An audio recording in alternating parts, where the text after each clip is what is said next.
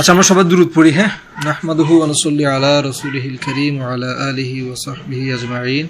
আউযু বিল্লাহি মিনাশ শাইতানির রাজীম। বিসমিল্লাহির রহমানির রহিম। রাব্বি জিদনি ইলমান রাব্বি ইশরাহ লি সাদরি ওয়া ইয়াসসির লি আমরি ওয়াহলুল উকদাতাম মিন লিসানি ইয়াফকাহু কওলি। আমরা লাস্ট মঙ্গলবার যে আলোচনাটা করছিলাম ওখানে পয়েন্টটা ছিল যে রাসূলুল্লাহ সাল্লাল্লাহু আলাইহি ওয়াসাল্লাম 12 বছর বয়সে ইন্টারন্যাশনাল ট্রেডিং এর জন্য গেছেন, ইন্টারন্যাশনাল ট্রেডিং শিখতে গেছেন, বিজনেস শিখতে গেছেন। সো আমাদেরও আমাদের বাচ্চাদেরকে আসলে বালেগ হওয়ার যে বয়সটা দায়িত্ব দেওয়া উচিত, দায়িত্ব পালন করা উচিত। এবং উনি অ্যাট দ্য এজ অফ 15 উনি কি করতেন, উনি অ্যানিমাল ফার্মিং রাখাল হিসেবে যে কাজ, ওই সময় ফার্মিং এর যে চর্চা ওটা করতেন এবং ফ্যামিলিতে কন্ট্রিবিউট করতেন। তো এখান থেকে আমাদের নিজেদের জন্য যেটা লেসন ছিল সেটা হচ্ছে আমরা নিজেরা তো 12 বছর 15 বছর ব্যাক যেতে পারবো না, কিন্তু আমাদের যে ফ্যামিলি, আমাদের যে কমিউনিটি, আমাদের যে আত্মীয় স্বজন বা আপনাদের নিজেদের যারা সন্তান সন্ততি ছোট ভাই বোন আছে তাদেরকে 12 থেকে তাদের দায়িত্বগুলো বুঝিয়ে দেওয়া। একটা যদি মেয়ে হয় সে যেন হোম ম্যানেজমেন্টটা অ্যাক্টিভলি করতে পারে, তার জন্য নিউট্রিশনের একটা অ্যাক্টিভ লার্নিং যেন তার হয়, সে যেন রান্না বান্না যদি এটা লাইফ স্কিল, একটা ছেলে একটা মেয়ের যে লাইফ স্কিলগুলো শেখা দরকার সেগুলো আসলে এই সো কল্ড আপনার এটা কি বলে এডুকেশনাল ইনস্টিটিউশন থেকে আমরা যা শিখি তার চাইতে লাইফ স্কিলগুলো শেখা বেশি দরকার। যেমন একটা ছেলে 12 বছর বয়স থেকে আমি মনে করি ফিনান্সিয়াল ম্যানেজমেন্ট শিখে ফেলা উচিত 12 বছর বয়স থেকে। একটা মেয়ের হোম ম্যানেজমেন্ট শিখে ফেলা উচিত 12 বছর বয়স থেকে, কারণ তার আসলে এইজ হয়ে গেছে, তাকে দায়িত্বগুলো দিতে হবে। এবং একটা ছেলে যদি 12 বছর থেকে 15 বছরের মধ্যে ফিনান্সিয়াল দায়িত্ব ফ্যামিলির জন্য না নেয়, সে এগুলো শিখে কাভার করতে করতে একদম 35 হয়ে যায়। সেটা একটা মুসিবত, কিন্তু এটা একটা অনেক বড় সমস্যা। সে ফ্যামিলি লাইফ শুরুই করতে পারে না, করলেও সে প্রচুর ফেল করে, প্রচুর উল্টাপাল্টা। সে আসলে ঘরের দায়িত্ব নেওয়া বলতে কি এটা বুঝে না। মেয়েদের ক্ষেত্রে এটা সত্যি, মেয়েদের ক্ষেত্রে এখন আমাদের ছেলেরা যেটা হয়েছে প্রচুর তারা পড়ালেখা করে কিন্তু ঘর চালানো কি জিনিস এটা তারা শিখে না। মেয়েদেরও সেম, তারা প্রচুর পড়ালেখা করে কিন্তু অ্যাকচুয়াল ঘর চালানো কি জিনিস তারা শিখে না। তো ফ্যামিলি ভেঙে যাচ্ছে, খেয়াল করছেন? ফ্যামিলিগুলোতে কিন্তু ধস নামতেছে। মানে এখানে এখন ফ্যামিলিগুলোতে হচ্ছে অ্যাক্টিভ বাবা নাই, অ্যাক্টিভ মা নাই। লিডারশিপ রোল প্লে করতে পারবে এরকম বাবা আমরা দেখি না, কমে যাচ্ছে। তারপর বাবার অ্যাবসেন্সে লিডারশিপ রোল প্লে করতে পারবে অ্যাক্টিভলি, ওরকম মাও নাই। সবাই বিজি। কিসে যে বিজি আল্লাহ ভালো জানে। মানে তার ফ্যামিলি লিড করতে পারতেছে না, কিসে বিজি। মানে যেটাতেই আপনি বিজি হন না কেন সেটা তো ফ্যামিলির জন্যই বিজি হওয়ার কথা। তো ফ্যামিলি যদি লিড করতে না পারি, ফ্যামিলির যদি দায়িত্ব নিতে না পারি, তাহলে আমার ব্যস্ততার তো আসলে আর কোনো মূল্য বা মিনিং থাকলো না। হ্যাঁ, তো ওইটা হচ্ছে ফরজের জায়গা, বাবাদের জন্য ফরজের জায়গা, বাবারা প্রচুর ফেল করতেছি আমরা, এবং মায়েদের জন্য এটা ফরজের জায়গা, মায়েরাও ফেল করতেছি। তো এই জায়গাটাতে যেন আমরা এটা যেন শিখতে পারি। সেকেন্ড আরেকটা পয়েন্ট ওখান থেকে একটু বলি, সেটা হচ্ছে রাসূলুল্লাহ সাল্লাল্লাহু আলাইহি ওয়াসাল্লাম যখন মারা যান, ওনার মা যখন মারা যান, মারা যাওয়ার পর ইমিডিয়েটলি আমরা দেখি যে ওনার দাদা ওনার দায়িত্ব নিয়ে নিছে। ওনার দাদা মারা গেছে, সাথে সাথে ওনার চাচা কিন্তু দায়িত্ব নিয়ে নিছে। তো এটা নিয়ে ওদিন কথা বলার সুযোগ হয় নাই।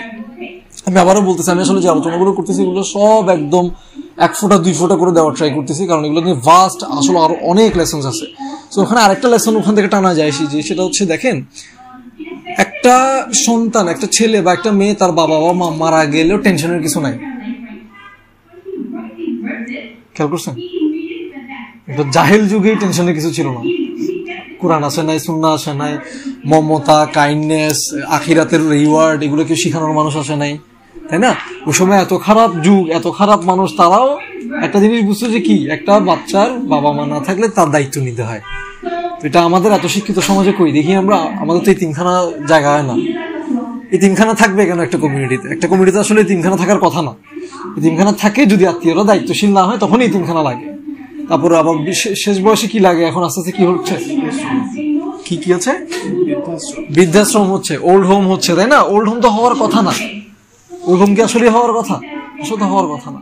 তার মানে আমরা বরবাদ হয়ে যাচ্ছি। আমরা ফ্যামিলি লিড করা, আত্মীয় স্বজনদের টেক কেয়ার করা, আমাদের ছোটদের মানে এতিমদের এবং বৃদ্ধদের টেক কেয়ার করার মন মানসিকতা চলে যাচ্ছে। তাহলে আমরা আসলে কিসের লাইফ লিড করতেছি?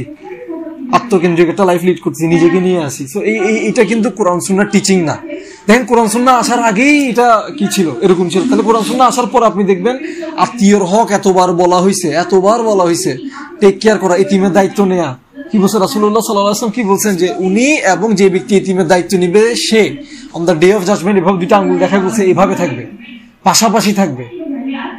তো তাও মানুষ দায়িত্ব নেয় না কেন? 2টা কারণ। একটা হচ্ছে সে জানেই না এই হাদিসটার ব্যাপারে, কারণ ইলমের চর্চা নেই।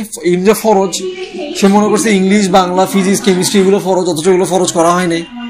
যেটা ফরজ করা হয়েছে যেটা লাইফ কেমনে চালাইতে হবে, ওই লাইফ স্কিলের ইলমটা হচ্ছে ফরজ, যেটা হচ্ছে দ্বীনের ইলম। দেখেন ওই ইলমটা তার নাই, না থাকার কারণে সে দায়িত্ব পালন করতে পারতেছে না। আর যে এটা জানে তারপরে সে করতে পারে না কেন, সে ওই তারবিয়ার উপর বড় হয় না। সে শিখে বড় হয়েছে কি, নিজেকে নিয়ে ভালো থাকতে হবে, নিজের ব্যাংক ব্যালেন্স থাকতে হবে, নিজের অ্যাসেট থাকতে হবে। It's all about me me me and me and my own family. Definitely my own family should be the first priority, কিন্তু সেটাই শেষ না আর কি, সেটাই লাস্ট বাউন্ডারি না। ফ্যামিলিকে টেক কেয়ার করার পর বাকিদেরকে কে দেখবে? তো আমার যদি অর্থ সচ্ছলতা থাকে, দেখেন আবু তালিব কিন্তু অত সচ্ছল মানুষ ছিল না, আমরা এটা জানি। আবু তালিব ওরকম সচ্ছল মানুষ ছিল না। আমরা এটা পরে দেখবো যে রাসূলুল্লাহ সাল্লাল্লাহু আলাইহি ওয়াসাল্লাম আবু তালিবের যখন ছেলে হয়, আবু তালিবের অনেকগুলো ছেলে ছিল, উনি কিন্তু আলী রাদিয়াল্লাহু আনহুকে কে পালছে? আল্লাহ রাসূল সাল্লাল্লাহু আলাইহি ওয়াসাল্লাম পালছে। মানে রাসূল ইসলাম যখন বড় হয়েছেন, উনি যখন কন্ট্রিবিউট করা শুরু করছেন ফ্যামিলিতে, ওনার যখন একটা ইনকাম সোর্স হয়েছে, উনি আবার আলী রাদিয়াল্লাহু আনহুকে নিজের ঘরে, আলী হচ্ছে ওনার চাচাতো ভাই, পালা শুরু করছেন। কেন? কারণ তার চাচার ওরকম সামর্থ্য নাই টেক কেয়ার করার। তাহলে দেখেন, মারাই যাইতে হবে, ইতিমি হইতে হবে, নট নেসেসারিলি ট্রু। আপনার যদি কোনো অবস্থা সম্পন্ন নয়, এরকম অসচ্ছল এরকম কোনো আত্মীয় স্বজন থাকে, আপনিও কিন্তু তার ফ্যামিলি মেম্বারদের দায়িত্ব নেওয়া উচিত। কারণ আমরা কি দায়িত্ব নেব? আমরা তো নিজের ফ্যামিলির দায়িত্ব চালাইতে পারতেছি না। আমি এটা কাদের জন্য বলতেছি? যা সামর্থ্য আছে, এবং আমাদেরও উচিত সে সামর্থ্যের দিকে আগানো, সামর্থ্য অর্জন করা। যদি আমাদেরকে আল্লাহ সেই তৌফিক দিয়ে থাকেন, সে পটেনশিয়াল দিয়ে থাকেন, সে অপরচুনিটি দিয়ে থাকেন, সেটি ইউটিলাইজ করা উচিত। এটা আমি নিজের জন্য বলতেছি স্পেসিফিক্যালি। আমার এরকম অপরচুনিটি থাকলেও আমার কাজ করতে ইচ্ছা করে না, ভালো লাগে না, ঠিক আছে, আমি অলসতা কাজ করে। আর আবার আরো একটা বিষয় আছে, যেটা গালিব ভাইয়ের আর্নিং সিরিজে আমরা জানছি, সেটা হচ্ছে খুব বেশি দৌড়াদৌড়ি আবার ইনকামের পিছনে যেন না হয়ে যায়। এতটুকু যেন না হয় যে আপনার যে পার্সোনাল যে ফরজ, ইলম অর্জন, ইবাদত, আল্লাহর সাথে সম্পর্ক, আল্লাহকে সময় দেয়, ওইটা যদি হ্যাম্পার হয় তাহলে কিন্তু অবশ্য সমস্যা। তো সাহাবাদের লাইফের দিকে আমরা দিকে তাকাইতে পারি। ওনারা কি করতেন? ওনারা ফজরের পর আল্লাহর ফজল অন্বেষণে বেরিয়ে যেতেন, ইনকামের জন্য বেরিয়ে যেতেন। আবার ওনারা কিন্তু সন্ধ্যার মধ্যে সব র্যাপ আপ করতেন। মানে ওনারা দিনের বেলাটা রাখতেন ইনকামের জন্য দৌড়াদৌড়ি ছুটাছুটিতে। এবার আমরা জানছি ওই হাদিসগুলোতে কি এটা জিহাদের সমান মর্যাদা, এটা সেই পরিমাণ সব। কারণ আপনি অমুখাপেক্ষী, মানুষের প্রতি অমুখাপেক্ষী হওয়ার জন্য, মানুষের কাছে হাত না পাতার জন্য, হারামের প্রতি ডিপেন্ডেন্ট না হওয়ার জন্য যে মানুষ ছুটাছুটি করে, নিজের ফ্যামিলির জন্য হোক, নিজের আব্বু আম্মুর জন্য হোক, তারপর নিজের ওয়াইফ বা সন্তান সন্ততির জন্য হোক, কিংবা শুধু নিজের জন্য যদি হয়, বলা হয়েছে সে ফি সাবিলিল্লাহ আছে, সে জিহাদের রাস্তায় আছে। জিহাদের রাস্তা মানে বিশাল কষ্টের ব্যাপার, এটা বুঝাই যাচ্ছে। তো এত বড় একটা রিওয়ার্ড সে এমনি তো পাবে না, নিশ্চয়ই কাজটার মধ্যে ডিফিকাল্টিজ আছে। কিন্তু সেটাও আবার যেন আমার দিন রাত 24 ঘন্টা না হয়, আমার যাতে ফরজ ইবাদত গুলো ঠিক থাকে। ফরজ ইবাদতের মধ্যে একটা খুব ইম্পর্টেন্ট ইবাদত হচ্ছে ইলম অর্জন, কোরআনের সাথে সম্পর্ক করা, কোরআন স্টাডি করা। আমরা কিন্তু কোরআনকে মোটামুটি পরিত্যাগ করছি, ঠিক না? রমাদান আসছে, কোরআন তো শুধু রমাদানে পড়তে হয়, ঠিক না? এটা এখন শেষ থেকে নামবে, আমরা পড়বো রমাদান, আবার রমাদান চলে গেলে ফি আমানিল্লাহ 1 বছরের জন্য। তো এটা তো আসলে ইমানের পরিচয় হলো না। আমার রব আমাকে একটা মেসেজ দিছে, এই মেসেজটা আমি স্টাডি করতেছি না ডেইলি, কেমন? এটা তো আসলে আমার ইমানের সাথে সাংঘর্ষিক একটা কথা, ঠিক না? আমি প্রতিদিন আমার রবের জন্য, ওনার সাথে পার্সোনালি আমি কথা বলবো, কথা বলার জন্য 10টা মিনিটও রাখি না। আমি 1 ঘন্টা বলতেছি না, 10 ঘন্টাও বলতেছি না, 10টা মিনিট আমি টানা শুধু আল্লাহর সাথে কথা বলবো। এটার জন্য আমার সময় নেই। কেন জানেন? নাই, কারণ আমি আমার ইমানের প্রবলেম, যে ওনার সাথে কথা বললেই যে আমার সব সলভ হয়ে যাবে, ওই ইমানটা আমার নাই। ওনার সাথে যে আমার অ্যাকচুয়াল কথা বলা উচিত, এর সাথে তার সাথে অত কথা বলার চাইতে এই ইমানটুকু যদি আমাদের থাকতো, এবং ওনার সাথে সম্পর্কটাই যে রয়ে যাবে দিন শেষে দুনিয়াতে এবং আখিরাতে, এইটুকু বোধ যদি আমাদের থাকতো, ইমান যদি আমাদের থাকতো, আমরা কিন্তু ওনার জন্য আলাদা আলাদা করে সময় রাখতাম। তো আবারও বলি, এখানে এক একজনের সাধ্য হোক একরকম, কিন্তু আমি যেটা বলছি এইটুকুর জন্য আসলে খুব বেশি সাধ্য লাগে না। 10 মিনিট কোরআন আর 10 মিনিট আল্লাহর সাথে কথা বলা, এইটুকু সময় আমাদের সবার কম বেশি আছে। জাস্ট ফেসবুকটা ছেড়ে দিলেও আপনাদের এই সময়টা হয়ে যাবে। এই সময়টা ধরো 4 গুণ 5 গুণ বেশি সময় আপনার থাকবে, তাই না? মানে সোশ্যাল মিডিয়া যদি অ্যাপগুলো না থাকে। তো আল্লাহ আমাদেরকে আল্লাহর জন্য বাঁচার তৌফিক দান করুন, আল্লাহর রাস্তায় আল্লাহর সন্তুষ্টির জন্য রাসূলুল্লাহ সাল্লাল্লাহু আলাইহি ওয়াসাল্লামের দেখানো পথে বাঁচার তৌফিক দান করুন। এখানে আরেকটা কথা বলে রাখি, যেহেতু রেকর্ড হচ্ছে, সেটা হচ্ছে এই যে নিসফে মিন শাবান বা শাবানের মধ্যরাত্রি আসতেছে, এই ব্যাপারে আল্লাহ রাসূল কোনো স্পেসিফিক ইবাদত শিখান নাই, তাই আমরা কোনো স্পেসিফিক ইবাদত করব না। উনি আমাদেরকে যেটা জানাইছেন সেটা হচ্ছে কবিরা গুনাহ থেকে বেঁচে থাকা। আমরা মদ খাবো না, জুয়া করবো না, বাবা মার অবাধ্য হওয়া, বাবা মার কথা না শুনে এগুলো ছেড়ে দিব, মাফ চাইবো, তওবা করবো, এবং ফাইনালি আরেকটা কি কথা ছিল, কোনো মুসলিম ভাইয়ের প্রতি হিংসা বিদ্বেষ অন্তরে রাখবো না, মাফ করে দিব।